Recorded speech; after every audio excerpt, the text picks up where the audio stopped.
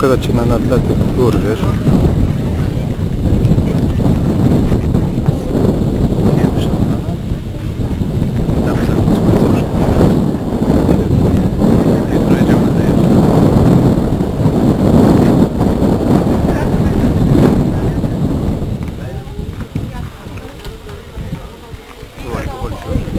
Powiedz, że tutaj mamy barbecue.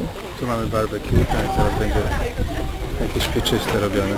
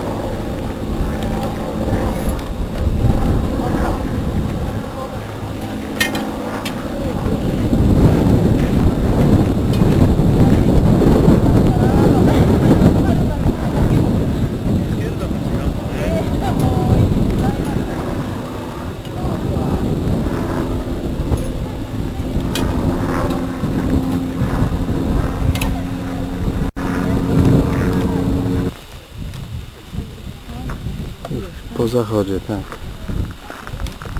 Teraz idziemy pić. Już nie ma co? Jest, szampan jest pełno. Nie. Tak. Proszę?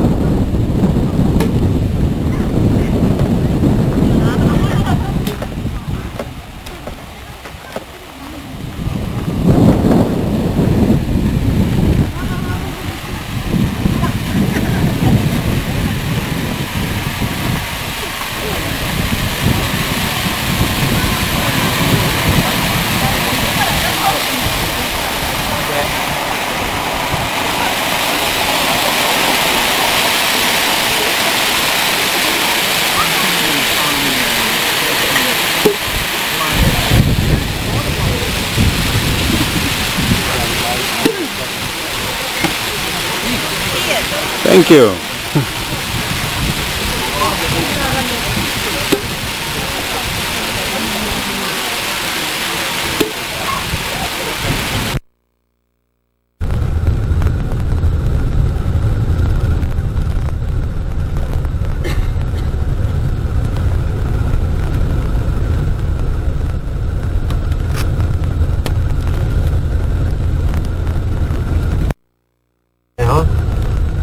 Taller than Tokyo Tower, and it's actually taller than the Eiffel Tower.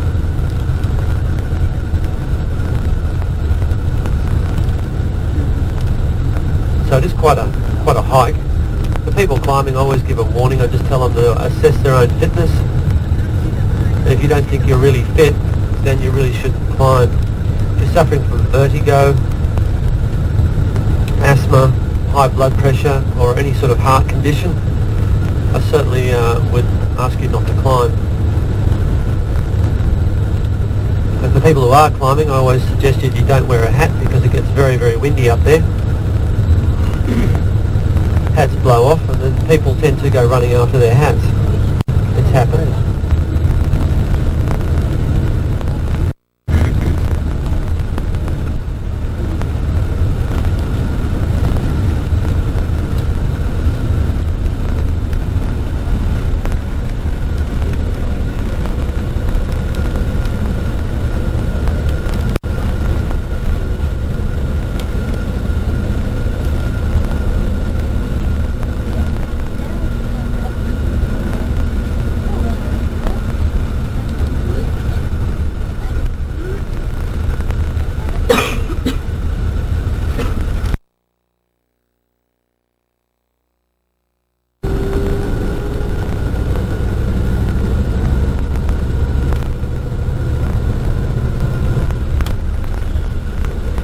Walkway, the path that leads right round the rock that you can walk on, it's about...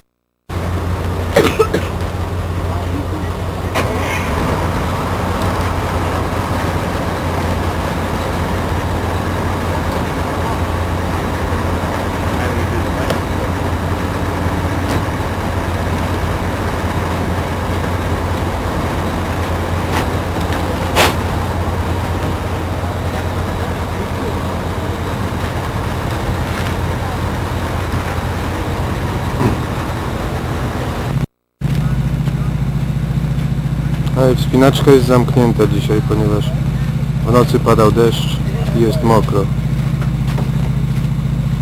Także nie wiem, czy uda nam się wspiąć na górę. Będziemy próbować później. Musimy nasz certyfikat dostać, Oleńko, nie? These are concerned.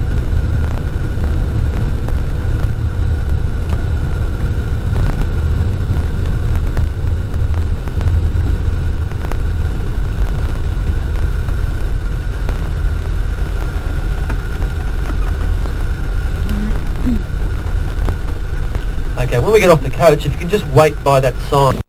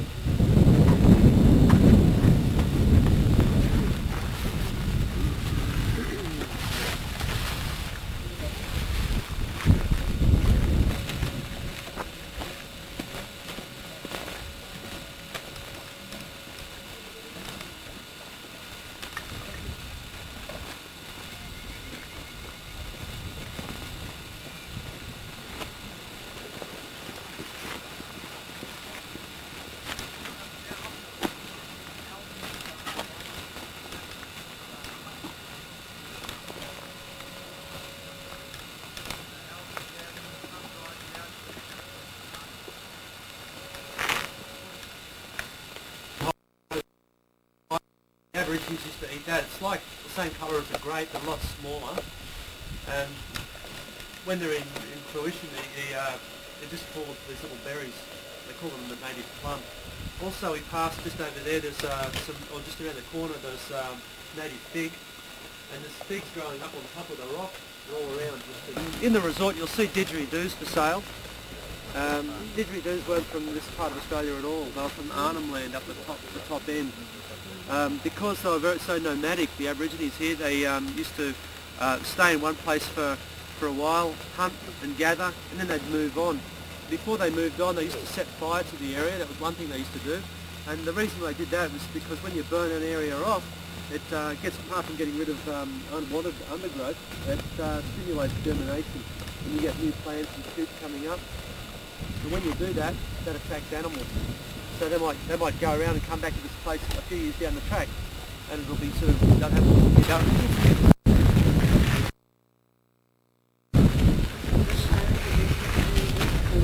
Oh yeah, fairly deep.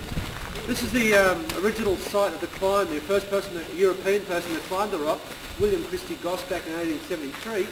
He climbed up here, tried to get to the top, and then he got about halfway and turned around and came back down again. Then he walked around and climbed up to where the climb is today. He called this Maggie Springs because, well, he named the rock Ayers Rock, named it after Sir Henry Ayers, who was a prominent South Australian politician who was the main financier for his expedition. And he named this Maggie Springs after Henry Ayers' daughter Margaret because he was in love with Margaret Ayers, so he named it Maggie Springs. As the story goes, he wound up not marrying her anyway. She went back to England and married. It's that loud, there's a lot of racket. And the water just fills up here to a certain level and goes that way. When I was talking about that being the most permanent water source, it's actually a lot more than you see here. The rock actually goes down underneath the ground and comes back up the other side. So that's why it's the most permanent water source here. There's not actually a spring where you've got water bubbling up. It just settles. Even if this dries up here, there's still plenty of water underneath. In fact, as we go around, I'll point out the water bore. There's a water bore around up the road a bit and off to the left, and they bring water up from there. It doesn't even need treating. The water is really... Hang on. At the top. Hey?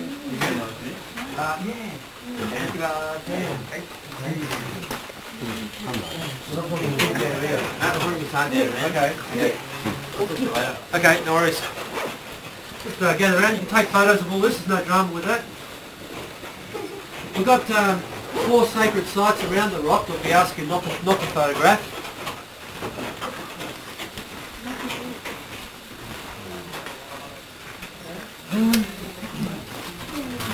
Natural soft sedimentary clay, and there's a place up the western McDonnell Ranges known as the Ochre Pits.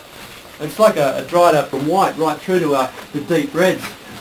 When they wanted to make a grey colour, like you can see greys there, they'd mix ash in with it with animal fat. They'd mix that in with it, and that's how they got their greys. The actual meanings of the pictures, it's difficult to work out what they really are because a lot of it was only known to the actual artists who painted it at the time. But when you see things like circles like that within circles, we essentially say that they're water holes. Because when you throw a rock into your pond, you get the ripples coming out. It's just like circles within circles, you get those rippling effects. Also means honey ants. So there's 2 really different things. It means that the women used to use in ceremonies. A few obvious things. We've got an animal emu footprint over here, human footprint there. I believe there's supposed to be a boomerang back here somewhere. A couple of boomerangs here. A throwing stick, a boomerang. Yeah.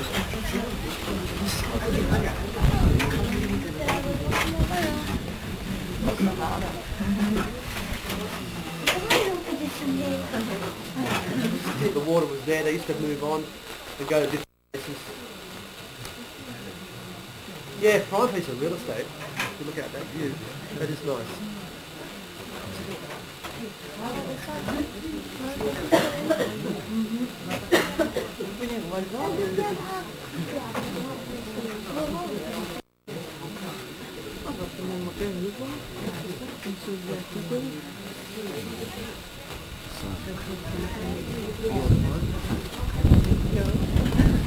No?